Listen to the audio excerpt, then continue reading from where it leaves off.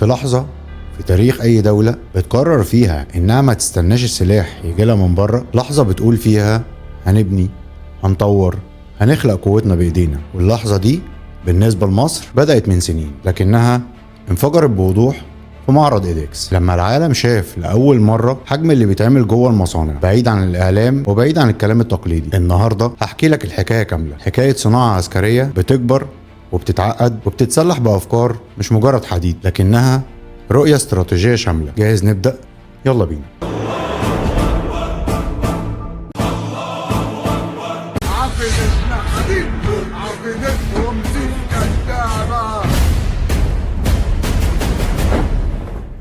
تعالوا نبدأ بعالم المدرعات المصرية. من بره ممكن تشوفها عربية مدرعة، لكن الحقيقة كل مركبة فيهم مشروع مستقل وخبرات سنوات وهندسة وتجريب ورماية. نبدأ مع التمساح، العائلة اللي ما كانتش مجرد مدرعة، دي كانت اعلان رسمي ان مصر دخلت عالم مركبات MRAB، العربيات اللي بتقدر تقف على لغم وتكمل وتحمي طاقم الجنود من اعنف الكمائن. التمساح بتيجي باجيال من النسخ الخفيفة لحد النسخ التقيلة اللي بتشيل مهمات قيادة واستطلاع واسعاف وحرب الكترونية وحتى منصات الصواريخ. وبعدين يجي الوحش ST 100 ST 500 الصامت، شكل جديد وتصميم مختلف، مدرعة تانية تحسب حسابها في أي ساحة، مش بس مدرعة لكنها مولود مشترك بين مهندسين مصريين وخبرة دولية. عربية ممكن تتحول من ناقل الجنود إلى صائد الدبابات إلى منصة هاون إلى غرفة عمليات على عجلات. بتيجي بقى واحدة من أكتر العربيات اللي لفتت أنظار العالم، فهد، الصديقة القديمة واللي اتولدت في مصانعنا من الثمانينات ولسه بتتطور لحد النهارده وبتتصدر بره. مدرعة اثبتت ان التصميم المصري مش مجرد فكره، لكنه منتج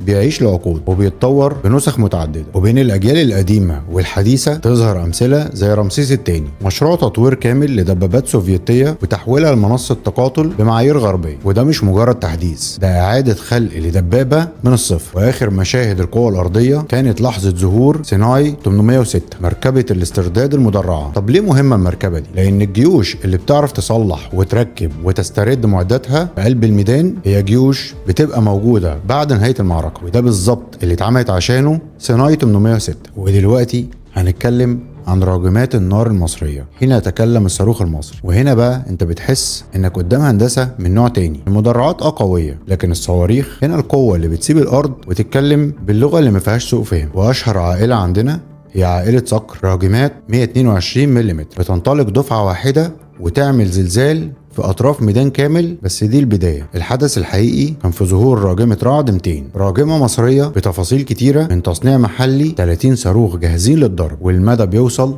لأكتر من 40 كيلومتر، وانتشار سريع وانسحاب أسرع. ودي بقى مدربة على سيناريو اضرب وغير مكانك قبل ما العدو يلقطك. وفي إيدكس كشف جزء من منظومات أعمق زي منظومة رادع 300 اللي شكلها وتصميمها بيقول إن مصر داخلة في تطوير راجمات ذات مدى أكبر وتوجه أكتر دقة. الصواريخ مش مجرد أنبوب حديد، هي رسالة.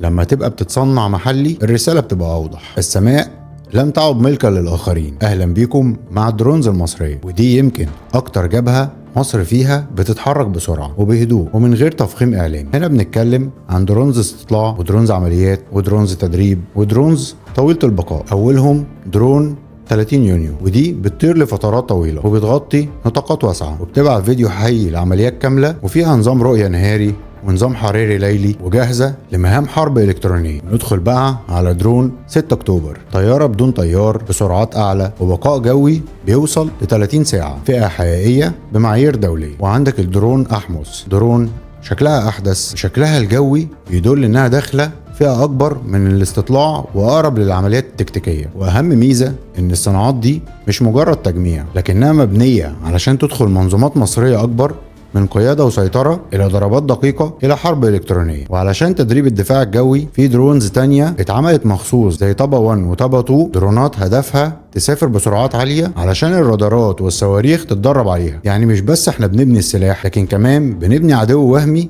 يتدرب عليه السلاح، وده قمة الاحتراف. وهنا هنتكلم عن الدفاع الجوي والهندسة الجديدة. هنا يختلط الحديد بالإلكترون. في العالم الحديث الدفاع الجوي مش كله صاروخ، بقى فيه سلاح بيمسح السماء، بس مش بالمتفجرات ولكن بالموجات الكهرومغناطيسية. وهنا ظهر النظام المصري الجديد بالتعاون مع شركات عالمية، سلاح HBEM High Power الكترومagnetic ويبن، سلاح بيسقط الدرونز وبيحرق الكترونياتها من غير ما يضرب طلقه واحده. ويبقى الاسطوره القديمه الجديده سكاي جارد امون، اللي مصر بقالها سنين بتنتجه وتحسنه وتطوره وتصدره. مدفع 35 ملم، رادار متقدم، وصاروخ مصري معدل، منظومه فعليا سبقت وقتها ولحد النهارده ليها مكانها في الدفاع الجوي قصير المدى. وفي خط موازي مصر بتطور مركبات هندسه عسكريه، كاسحات الغام، ومركبات مدرعه بتصنيف VIP حمايه عالمي. الصناعه مش معدات بس، الصناعه رؤيه. واللي حصل في السنين الاخيره مش مجرد ان مصر بتعرض عربيات وصواريخ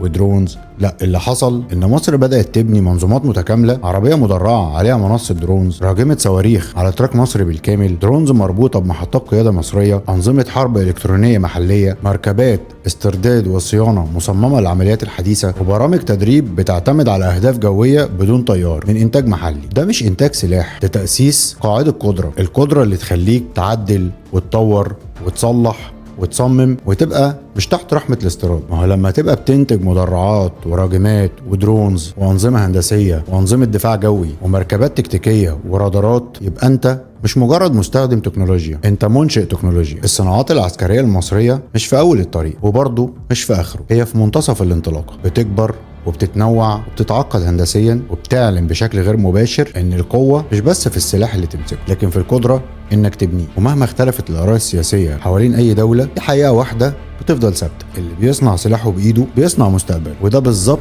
اللي بيحصل في المصانع اللي بعيد عن الكاميرات، واللي بقت النهارده جزء من قصه اكبر بكتير، قصه اسمها الصناعه العسكريه المصريه. دائما وابدا تحيا مصر، وسلام عليكم.